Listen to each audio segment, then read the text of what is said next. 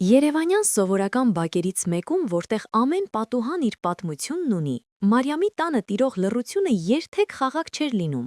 Դա այն ծանր, ճնշող լռությունն էր, որը նախորդում է փոթորկին։ Մարիամը արդեն 7 տարի էր ինչ հարս էր մտել այս տուն,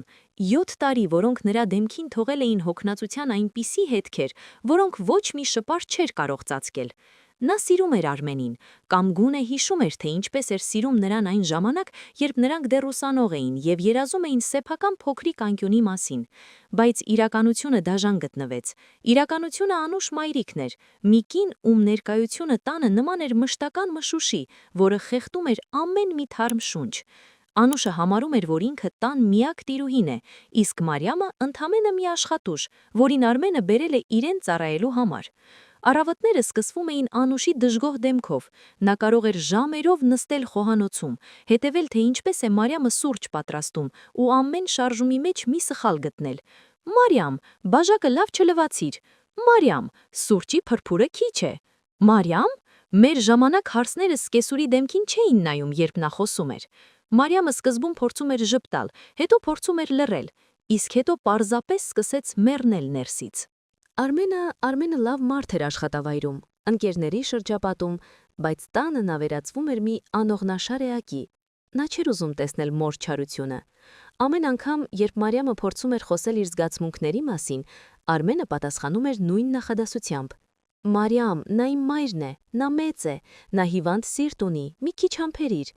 Բայց Անուշի հիվանդ սիրտը զարմանալիորեն ուժեղ էր դառնում, երբ պետք էր Մարիամին նորից ու նորից վիրավորել։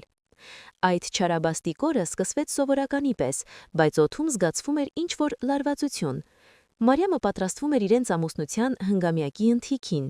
Նա մի գեղեցիկ մետաքսե զգեստ էր գնել, իր վերջին խնայողություններով։ Նա ուզում էր գոնե մեկ երեկո իրեն կին զգալ, ոչ թե ծառա կամ տան հարս։ Երբ նա զգեստը կախեց ննջարանում ու գնաց խոհանոց, սեղանը նախապատրաստելու, Անուշը մտավ սենյակ։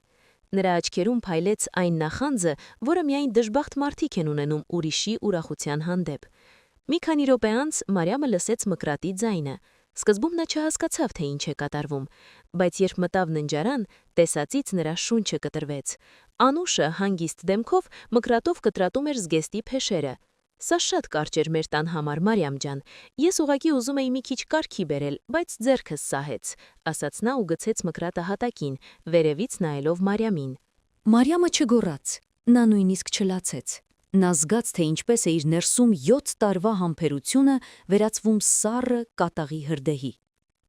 Այդ պահին տուն մտավ Արմենը, ծաղկեփնջով, որը հավանաբար գնել էր պարտավորվածության զգացումից դրդված։ Տեսնելով պատրված զգեստը, հատակին նստած Մարիամին ու մորը, ով արդեն սկսել էր շփել սիրտը, նա անմիջապես նետվեց Անուշի կողմը։ «Մայրիկ, ինչ պատահեց։ Մարիամ, նորից ինչ ես արել, որ մորս վատացել ես», գոռաց Արմենը նույնիսկ չնայելով կնոջ աչքերին։ Մարիամը դանդաղ բարձրացավ տեղից։ Նա վերցրեց պատրված զգեստը, նայեց դրան, հետո Արմենին, ու հանկարծ սկսեց ծիծաղել։ Դա բարձր, սարսափազդու ծիծաղ էր, որը լռեցրեց Արմենի գոռոցը։ «Ինչ եմ արել։ Ես ոչինչ չեմ արել, Արմեն։ Ես 7 տարի ոչինչ չեմ արել։ Ես թույլ եմ տվել, որ դուք ինձ հողին հավասարեցնեք։ Բայց այսօր սկեսուրդ շատ ջանք թափեց, որպեսզի ցույց տա իր իրական դեմքը։ Նա այնքան ջանք թափեց, որ վերջապես հաջողեց սպանել իմ մեջ այն ամենը, ինչը դեռ սիրում էր քեզ»։ Անուշը, տեսնելով, որ իր սովորական սրտի նոպան չի աշխատում, սկսեց ավելի բարձր հեկեկալ։ «Տեսնում ես, Արմեն, նա ինձ անիծում է, նա ինձ վիրավորում է իմ սեփական տանը»։ Մարիամը մոտեցավ Արմենին այնքան մոտ, որ նրանց հայացքները բախվեցին։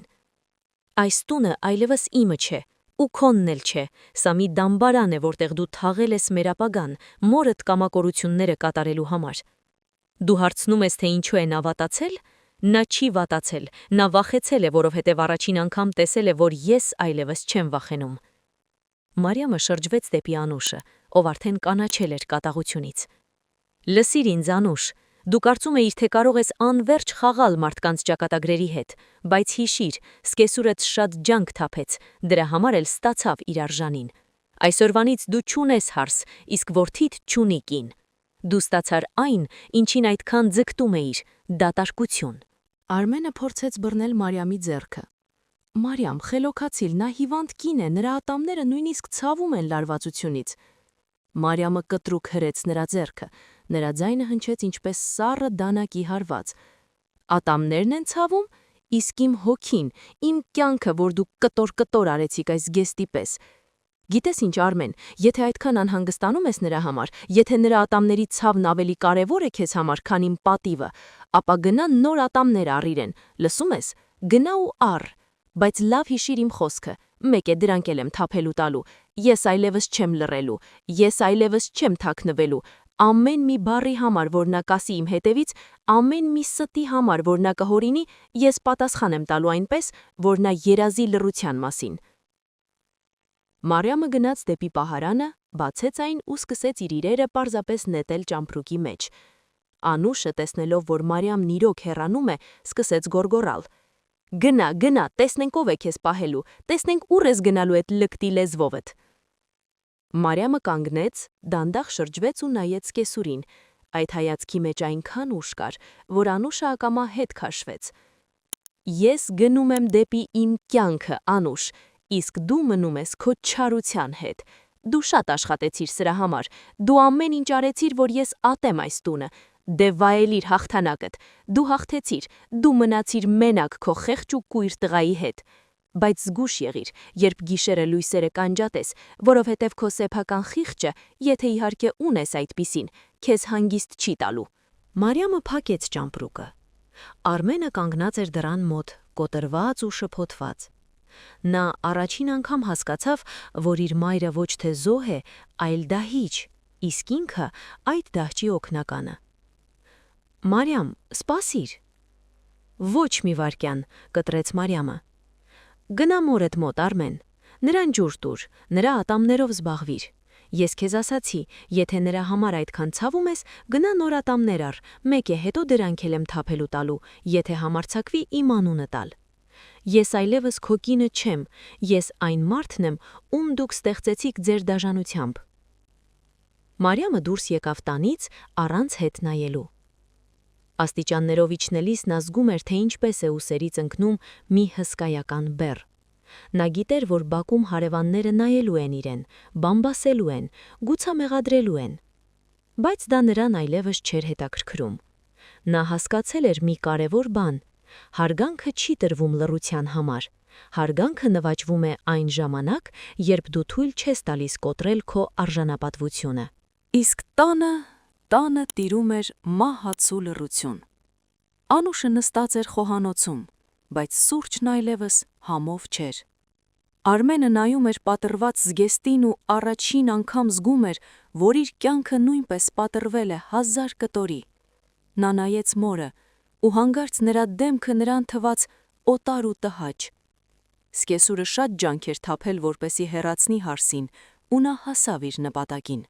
Բայց այդ հաղթանակը նման էր պարտության։ Որովհետև Մարիամի վերջին խոսքերը դեռ հնչում էին օդում, որպես նախազգուշացում բոլոր նրանց, ովքեր կարծում են, թե բարությունը թուլություն է։ Մարիամը գնացել էր, բայց նրա թողած ուժը մնացել էր այդ պատերի մեջ, որպես հիշեցում, որ ամեն մի չարություն վաղ թե ուշ ստանում է իր արժանի պատասխանը։